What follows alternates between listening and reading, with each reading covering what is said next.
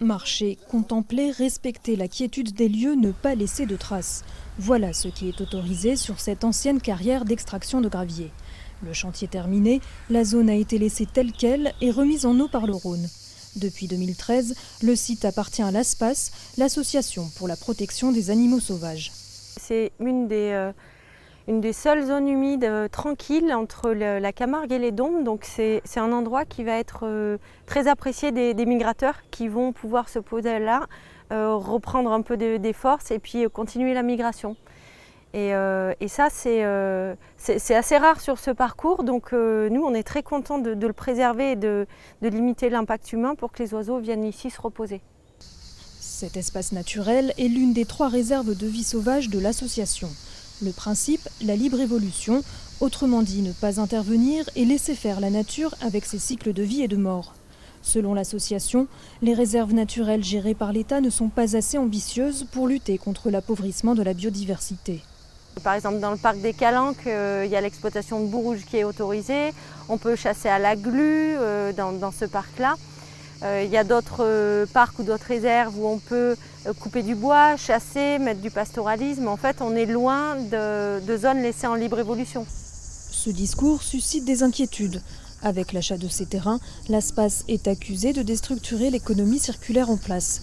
Les locaux revendiquent la richesse de la biodiversité drômoise et l'existence de programmes de protection de l'environnement. Certains estiment que l'association se trompe de combat avec la promotion du retour aux sauvages. La Drôme, c'est le premier département pour les orchidées sauvages, mais elles sont liées à des milieux anthropisés. Il y en a quelques-unes qui sont forestières et tout.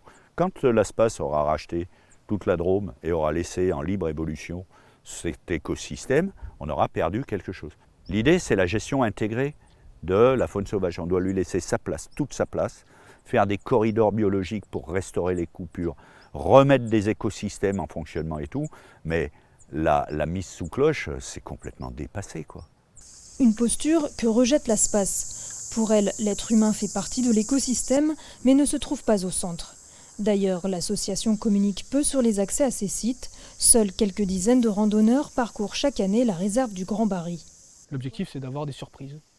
Comme quoi, ça peut être certaines évolutions forestières, ça peut être l'arrivée de certaines espèces alors qu'on pensait qu'elles étaient...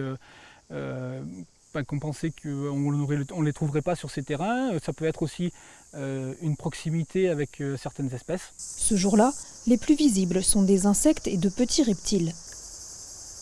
Des traces témoignent de la présence d'autres animaux, comme le blaireau ou le cerf. Les plus grands secrets du massif forestier seront finalement livrés par une caméra, stratégiquement placée face à un point d'eau.